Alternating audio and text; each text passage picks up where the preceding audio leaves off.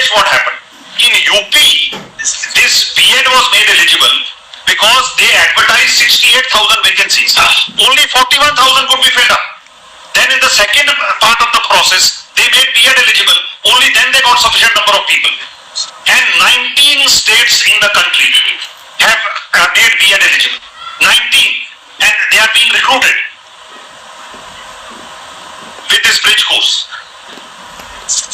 So lakhs of B.Ed. Welcome back to the math warriors. उम्मीद करता हूं कि आप सभी लोग स्वस्थ होंगे और इस कड़ाके की ठंड का आनंद ले रहे हो। बीएड वर्सेस बीएसटीसी, आज की सुनवाई क्या हुई, क्या हुआ, क्या नहीं हुआ, पूरी सुनवाई मैंने लाइव कर दी, लेकिन अभी वीडियो प्राइवेट कर दिया क्योंकि कॉपीराइट वगैरह आ जाती है, वो तो आप जानते ही हैं।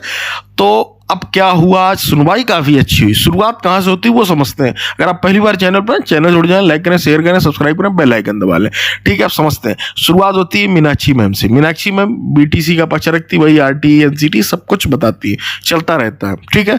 लंच के बाद आपकी जो है सुनवाई होती है। उसके बाद आते हैं आपके पटवालिया सर। पटवालिया सर जो है अपना ये व्यक्तित्व रखते हैं कि मतलब कि बीएड वाले ज्यादा जो है एलिजिबल है, पढ़े लिखे हैं, और वही जो है क्या नाम, इस वजह से उनको किया गया। कई सारे उन्होंने पॉइंट रखे। एक उन्होंने ये पॉइंट रखा कि यूपीटीटी जो है मतलब यूपीटीटी सॉरी टीटी रीट या जो भी इस तरीके से एलिजिबिलिटी टेस्ट जो होते हैं उसमें बीटीसी वालों का जो परसेंटेज है वो काफ़ी कम रहता है, मतलब 16% उन्होंने एक आइडिया बताया। तो उस पर जज साहब ने क्रॉस क्वेश्चन ये किया कि आप क्या कहना चाहते हैं, मतलब बीटीसी वाली आप ये बताइए कि बीएड वाले कहाँ पर 100% क्वालिफाई करते हैं, परसेंटेज कहीं बढ़ता है कहीं घटता है। ये जज साहब ने कहा, ये मैं क्लिप अभी लगा दूंगा लास्ट में, टेंशन ना लो, ठीक है। और उसके बाद दूसरा जो उन्होंने पॉइंट बोला कि किस तरीके से योग्य है, योग्यता कैसे, जैसे कई सारी उन्होंने राज्यों को बताया। 19 राज्य में बीएड अलाउ है, उन्होंने ये बताया, हर जगह यही पॉइंट रखते गए, ठीक। उसके बाद लेकिन आज हुआ क्या कि जज साहब खुद क्रॉस कर रहे थे। ऐसा लग रहा था बीटीसी के वकील जो है जज साहब, 2-3 जगह ऐसा लगा मुझे। अब वो अगर जिसने सुना होगा तो वो समझ गया होंगे कहाँ कहाँ की बात है। तो दूसरा पॉइंट जब ये था कि उन्होंने कहा कि 16% और ये जो जैसे पास होते हैं 19 राज्य हैं, 19 राज्यों में बीएड चल रहा है, ये है। तो एक चीज और उन्होंने कहा, बताता हूँ आपको, कि जो बीटीसी वाले एनसीटी ने ये कहा, लिखा हुआ है कि मतलब इनको भी जो है हायर एजुकेशन में पढ़ाने का मौका दिया जाएगा। तो उन्होंने कहा कहाँ लिखा है, तो उन्होंने कहा कि अच्छा 6 से 8 में। तो जज साहब ने कहा ये तो अपर प्राइमरी हुआ, ये हाईएस्ट कहाँ हुआ, हाई लेवल में तो आपके बीएड जो है अपर एंड उसमें सब पढ़ाते हैं, जैसे टीजीटी हो गया, पीजीटी हो गया, इन सब में बात की। और उसके बाद जो उन्होंने यूपी की शिक्षक भर्ती का भी हवाला दिया दोस्तों। उन्होंने कहा कि 68,500 यूपी में निकलती है, यूपी में निकलने के बाद उसमें 41,000 पोस्ट भरी जाती, बाद बाकी खाली रह जाती हैं।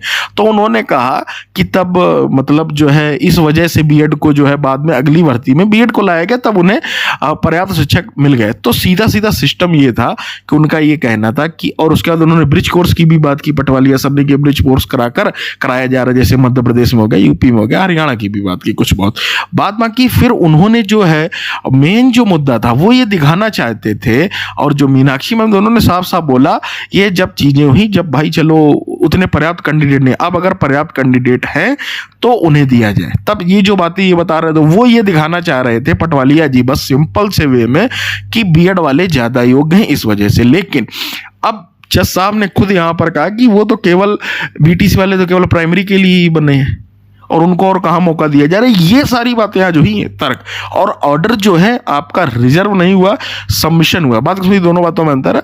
या अब बहस नहीं होगी इस पर, ठीक है, बहस नहीं होगा, रिटन सबमिशन देना है। रिटन सबमिशन देने के बाद फिर फैसला आ जाएगा, ठीक है। तो अब बहस नहीं होनी है। अब शायद ये कहा गया है कि शुक्रवार तक रिटन, कल वाला शुक्रवार नहीं, एक हफ्ते का शायद टाइम दिया गया है, ठीक है। शुक्रवार तक आपको रिटन सबमिशन देना है, लिखित सारा कुछ। उसके बाद जो है मतलब अब बहस नहीं होगी, उसके बाद ऑर्डर रिजर्व होगा। समझ रहे हैं, इन दोनों चीजों में अंतर है। ऑर्डर रिजर्व नहीं हुआ, रिटन सबमिशन देकर फिर ऑर्डर रिजर्व जो है हो जाएगा, ये उम्मीद करता हूं। लेकिन आज जो है सच्चाई अगर आपको बताई जाए, आज पड़ला बीटीसी का ऊपर रहा। जज साहब ने जो 3 क्वेश्चन किए वहां पर लास्ट में पटवालिया जी फंस चुके थे, ये सच्चाई है। इससे मतलब जिसने लाइव देखा होगा या लाइव अभी कई सारे यूट्यूबर डाले होंगे, मैंने तो हटा लिए, तो वो मैं क्लिप भी डालने की कोशिश करूं।